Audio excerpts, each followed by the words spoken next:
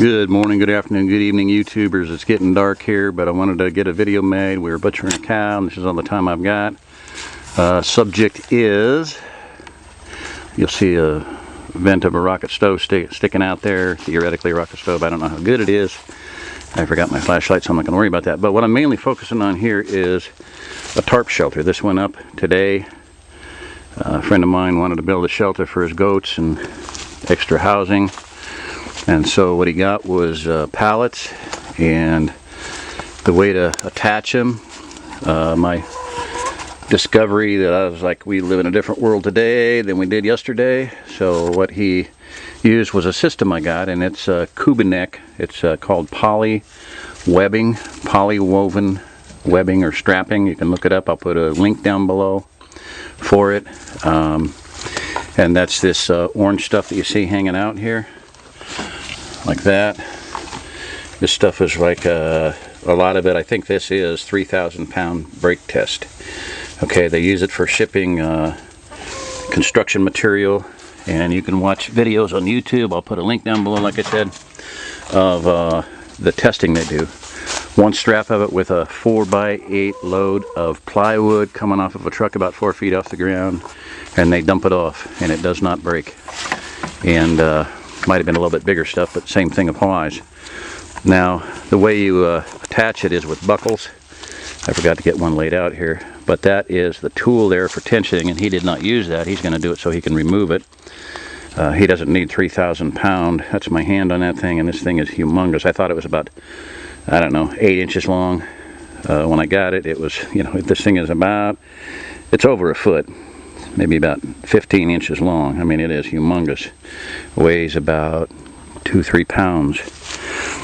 Came in a black bag here with woven material, and here's some of the buckles.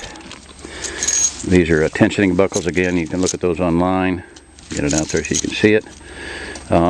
They are basically disposable in the shipping industry, but they're reusable, for crying out loud. I mean, my son has collected about 100, 200 of these off of construction sites. They just dump it, cut the webbing, and they throw it away. Well, it's reusable, hello. And so by tensioning it the way he did by hand, he can get on it and just release it and reuse it without cutting the strapping. And when you do cut it, you're only, you know, if you do the full tensioning and you're doing a heavy load with the strap tensioner there, you only lose about 4 inches. You just cut it nearest the buckle and you're not losing much. So, like I said, this went up today. Got it covered with plastic, and just a really awesome structure for improvised living, alternative housing. I'm going to walk around the rest of it here. I don't think this is all pallet. I think this was already up. I'm not positive. Yeah, it looks like it was, because he's got some caging in there that he used. Billboard tarp material, advertising for whoever, and this happened to be Budweiser, it looks like. Bud Light, but could have put that to the inside, I suppose, and then he wouldn't be advertising for Budweiser. Anyway, oh my gosh, how in the world did he do that? These things are heavy. I cleaned one of these by hand. They're 14 feet wide, 48 feet long, and I'm here to tell you they're heavy. It's about, one of them weighs about, I'm going to say 200 pounds. I don't know how in the world he managed this. So, quite awesome. Quite awesome. So, it's basically a cave. But hey, a cave is, you know, better than nothing. Put a stove in there, you got heat, and you're good to go. So, alrighty, that's about it. Not much more I can do on here, losing light and all. But I would probably have done it a little bit differently. I noticed he's stapled in, but this is probably, I'm guessing, regular vinyl, and that's going to rot really fast if it's not greenhouse material. If it's not UV resistant, this will crack pretty quick. So it's probably 6 mil stuff, but it's gonna rot awful fast. So there you go. I'll kind of take a peek in there, and I didn't have my flashlight on me or I'd shine it. It's in my car. But there is, oh, there's his little, he might be sleeping in there, I don't know.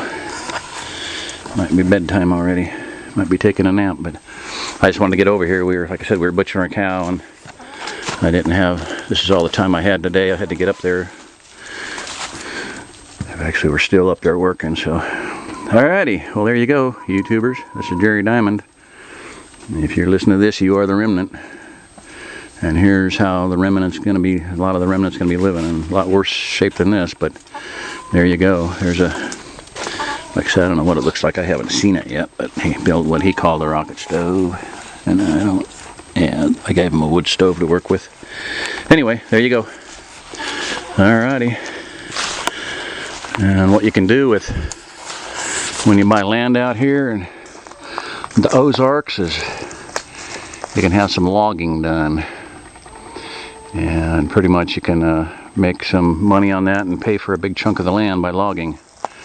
My son had him clear anything that would make me a nickel, and kind of unfortunate, but you know, it's clear cut. Now there's still some trees on it obviously, but boy, they cut a lot. I wanted to make pasture, and friends running a full-time firewood operation out of it, just letting them do it to clear the land and getting the brush piles and stuff. We're gonna want to chip it, clear it, and chip it, and just lay it on the ground so it'll rot and make soil. Ran cattle through here, longhorns, and so there's a lot of cow pies about every 2 or 3 feet. A lot more nutrients in the soil. Fed them sea salt from the Sea of Cortez, and that's good nutrients for the soil. Alrighty, there you go. And I'll just say goodbye. Pasta lasagna. Bye-bye.